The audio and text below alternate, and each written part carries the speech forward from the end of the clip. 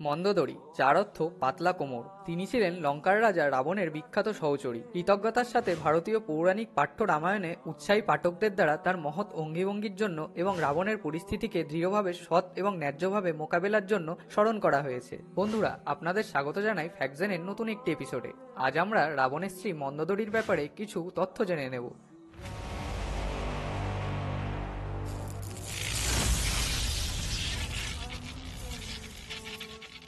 ভগবান রাম এবং রাবণের মধ্যে চূড়ান্ত যুদ্ধ শুরু হওয়ার আগে তিনি রাবণকে প্রস্তাব করেছিলেন যে তিনি সীতাকে ভগবান রামের কাছে ফিরিয়ে দিয়ে তাকে সাহায্য করবেন। দেবী সীতার প্রতি রাবণের ঘৃণ্য অভিপ্রায়ে অত্যন্ত ব্যথিত তিনি রাবণকে সীতা ত্যাগ করতে এবং তাকে নিরাপদে তার আবাসে ফিরিয়ে দেওয়ার জন্য চাপ দেওয়ার চেষ্টা করেছিলেন। তিনি তাকে একটি অভিশাপের কথাও মনে করিয়ে দেন যে তিনি তার ইচ্ছার বিরুদ্ধে একজন গুণী মহিলাকে স্পর্শ করলে তিনি তার সমস্ত অপ্রাকৃতিক ক্ষমতা হারাবেন। তিনি তার স্বামীকে একজন করুণাময় ব্যক্তিতে পরিণত করতে সাহায্য করার জন্য তার শক্তিতে সবকিছু করেছিলেন, যদিও তিনি তার প্রচেষ্টায় জয়ী হতে পারেননি। কাশ্মীরি রামায়ণ অনুসারে রাম যখন রাবণকে হত্যা করেছিলেন তখন মন্দোদরী দেবী সীতাকে ভগবান রামের কাছে নিরাপদে ফিরিয়ে দেওয়ার সিদ্ধান্ত নিয়েছিলেন। যখন তিনি দেবী সীতাকে রামের কাছে হস্তান্তর করেছেন তিনি হঠাৎ তার গভীর মানবিক আবেগ দ্বারা অভিভূত হয়েছিলেন, যার ফলে তিনি দেবী সীতাকে অভিশাপ দেন যে সীতার বৈবাহিক সুখও হঠাৎ করে তার কাছ থেকে সবচেয়ে উপযুক্ত সময়ে কেড়ে নেওয়া হবে। মন্দোদরী ছিলেন মধুরা নামে এক স্বর্গীয় জলপরী যিনি দেবতাদের শহরে বাস করতেন। একবার মন্দোদরী ভগবান শিবের বাসস্থান কৈলাস পর্বত পরিদর্শন করতে গিয়েছিলেন। এমন এক সময় ভগবান শিবের দর্শন পাওয়ার জন্য যখন দেবী পার্বতী তার পুত্রের বাড়িতে বেড়াতে গিয়েছিলেন। ভগবান শিবের চেহারায় অভিভূত মন্দোদরী শিবের দিকে একটি কৌতুকপূর্ণ দৃষ্টি নিক্ষেপ করেন, যা দেবী পার্বতীর নজরে পড়ে, যিনি ঠিক তখনই কৈলাসে প্রবেশ করেছিলেন। মন্দোদরীর অপকর্মের জন্য ক্রুদ্ধ হয়ে দেবী পার্বতী তাকে অভিশাপ দিতে বেছে নিয়েছিলেন এবং শীঘ্রই মধুরা তার সমস্ত স্বর্গীয় সৌন্দর্য হারিয়ে ফেলেছিলেন এবং তাকে 12 বছরের জন্য একটি কূপে ব্যাঙের মতো থাকতে পাঠান। ভগবান শিব মধুরার ওপর করুণা করে বলেছিলেন যে তিনি একজন সুন্দরী মহিলা হবেন এবং একজন মহান বীরপুরুষের সাথে তার বিবাহ হবে। 12 বছর পর মধুরা আবার সুন্দরী কুমারী হয়ে ওঠে এবং কূপ থেকে জোরে চিৎকার করে। ইতিমধ্যে মায়াসুর এবং তার স্ত্রী হেমা, যিনিও একজন জলপরী ছিলেন, তারা একটি কন্যা সন্তানের জন্ম দেওয়ার জন্য কঠোর তপস্যা করছিলেন, কারণ তাদের 2টি পুত্র ছিল এবং কোনো কন্যা সন্তান ছিল না।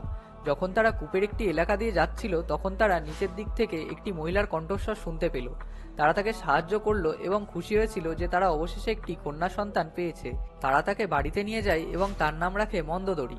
একবার রাজা রাবণ মায়াসুরের প্রাসাদে গিয়েছিলেন, যেখানে তিনি মন্দোদরীকে দেখেছিলেন এবং তাকে বিয়ে করার আগ্রহ প্রকাশ করেছিলেন।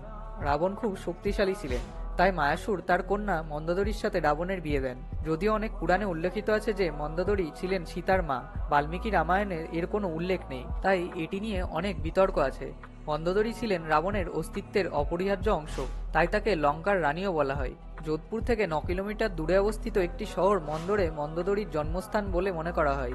কিছু স্থানীয় ব্রাহ্মণরা সেখানে রাবণের একটি মন্দির তৈরি করেছেন, কারণ তারা মনে করেন রাবণ আসলে মন্দরের জামাই। রানী মন্দোদরী ভগবান বিষ্ণুর ক্ষমতা সম্পর্কে খুব সচেতন ছিলেন এবং রাবণকে পাপকর্মে লিপ্ত না হওয়ার এবং অবশ্যই তাদের ইচ্ছার বিরুদ্ধে নারীদের লঙ্ঘন না করার পরামর্শ দিয়েছিলেন, কারণ তিনি একজন সতী মহিলাকে স্পর্শ করার পর তার সমস্ত শক্তি হারানোর অভিশাপ পেয়েছিলেন।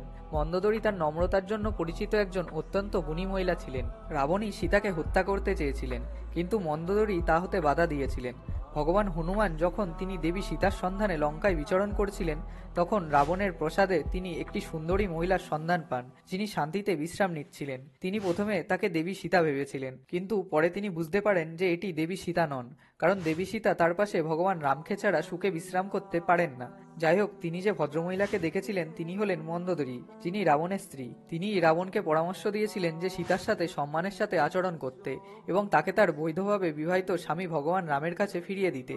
মন্দোদরী এবং বিভীষণ উভয়ই রাবণকে বোঝানোর চেষ্টা করেছিলেন যে ভগবান রাম এবং দেবী সীতা ভগবান বিষ্ণু ও দেবী লক্ষ্মীর অবতার। পরে তিনি যখন রাবণের জন্য জীবন্ত চিতায় তার জীবন শেষ করতে চেয়েছিলেন তখন ভগবান রামই তাকে তা করতে বাধা দিয়েছিলেন এবং পরিবর্তে লঙ্কার লোকেদের প্রতি তার কর্তব্য পালন করতে এবং তিনি লঙ্কার রানী ছিলেন বলে তাকে বিভীষণকে বিয়ে করতে উৎসাহিত করেছিলেন। জবাবে মন্দোদরী বিভীষণকে বিয়ে করেন। মন্দোদরী রাবণকে নিযুক্ত রাখার জন্য দাবা খেলাও আবিষ্কার করেছিলেন। অক্ষয় কুমার, মেঘনাদ, অতিকায়, মহোদর, প্রহস্ত, বিরূপাক্ষ নামে তার 6টি পুত্র ছিল। তাকে পঞ্চমহা পতিব্রতদের একজন বলে মনে করা হয়, যার নাম উচ্চারণ করলে পাপ দূর হয়। বন্ধুরা, এই ছিল মন্দোদরীর জীবনের কিছু অজানা কাহিনী। আপনাদের যদি ভিডিওটি ভালো লেগে থাকে তবে একটি লাইক এবং শেয়ার করে দেবেন।